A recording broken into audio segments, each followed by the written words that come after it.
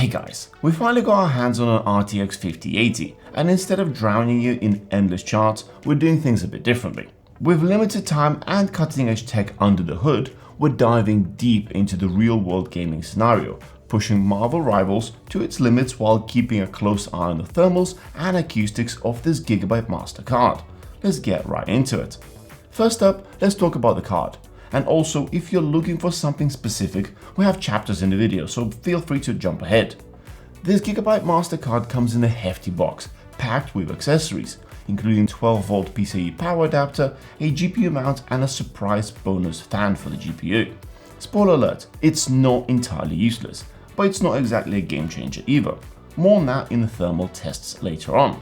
Let's dive straight into the real testing. I pushed this card as hard as I could with the time I had. For reference, the test bench is using the AMD Ryzen 7 9800X3D paired with the DDR5 6400 MB transfer memory on a Gigabyte X870 Elite motherboard.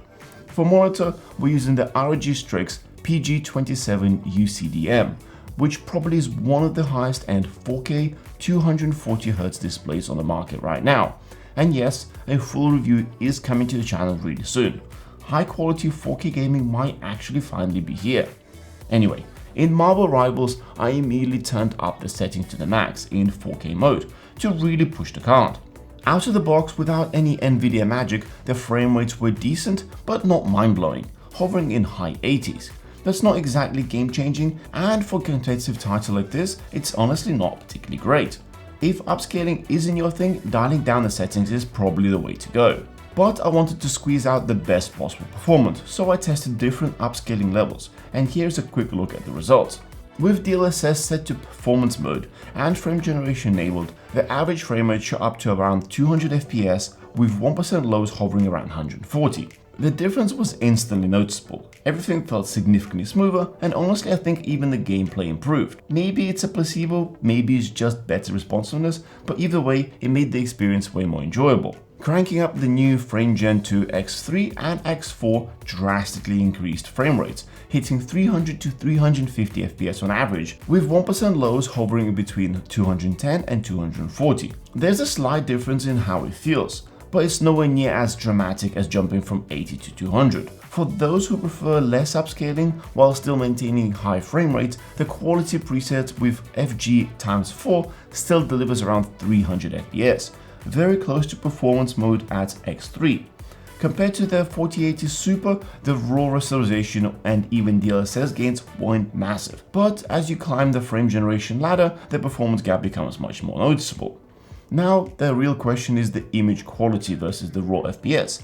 This will likely vary from game to game, but in Marvel Rivals, I honestly struggle to spot any major flaws or noticeable issues. Take a look at these two comparisons. I've lined up all the modes side by side, keeping things as consistent as possible. In the first example, we have a side view run through the map, and to be honest, the differences are minimal, with maybe a little bit more texture and ironically a few extra artifacts with stock settings. In the second clip, it's more the same, maybe a slight improvement in the texture detail, particularly around the hair, but there's still some minor artifacts.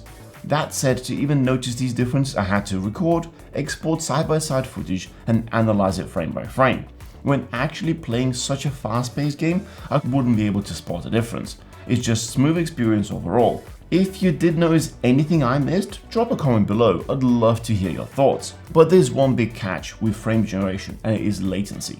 Normally when your system renders more frames per second, the delay between frames gets shorter. For example, at 60 FPS, a new frame appears every 16.67 milliseconds, while at 120 FPS, it's every 8.33 milliseconds, cutting input lag in half. However, frame generation doesn't actually speed up real frame rendering, it simply inserts AI-generated frames in between them. So if your game is running at 60 FPS and frame generation boosted to 120, every other frame is fake. The real frames still arrive every 16.67 milliseconds, meaning input lag stays the same. This makes motion look smoother, but doesn't actually improve responsiveness. That's why technologies like NVIDIA Reflex are often used alongside frame generation to help reduce their input delay. Now let's shift our focus back to the Gigabyte card and dive into the thermal and noise testing to get a well-rounded assessment around multiple test setups, all using firmware to push GPU to its absolute limit. These tests were conducted on an open-air test bench in 27 degrees Celsius ambient environment. We started with the card at its stock settings, then added the extra fan connected to the motherboard to see its impact. If you're using this fan, we recommend setting a custom fan profile linked to this GPU temperature for better control. If that's not an option, setting a fixed speed that you're comfortable with will work too. In our case, we've had to ramp it up to 1200 RPM when the GPU hit 65 degrees. And in the last test, we also cranked all the fans to the max speed to see if it delivered any extra performance. For accuracy, we used PCAT and frame view to capture the most data. Looking at the power graph, the stock settings perform well, but you can see a brief fluctuation in power draw, spiking up and down every few milliseconds. This happens far less in the other setups, suggesting that the better cooling helps maintain slightly more stable performance. As for the temperatures, I'd love to say that the difference is drastic, but in reality it's not. Even at stock settings, the GPU only reaches around 66 degrees, while running all fans at max brings it down to around 60 degrees. So while extra cooling helps, the gains aren't exactly groundbreaking. Now onto the acoustics. The difference between stock and 100% fan speed is actually very noticeable. At stock settings, we recorded 41 dBA, while adding the additional fan with moderate fan curve barely raised it to 41.2 dBA. However, cranking all the fans to the max pushed the noise levels as loud as 54 dBA. Based on this, the additional fan works well as a middle ground. With some fine tuning of the fan curves on it and GPU, you should be able to achieve a decent overclock without excessive noise if you wanted to. To wrap things up, I was hoping for a bit more raw performance uplift from the new RTX 5080. Our testing was focused on specific scenarios, so I'd really recommend checking out other reviews for broader perspective of this launch. That said, I was genuinely impressed with the new MFG technology. I couldn't really tell the difference between different modes, but it definitely made the game feel smoother, so I'm pretty set on keeping that enabled on my own gaming. What do you think? Do the performance gains make it worth upgrading? Let me know in the comments.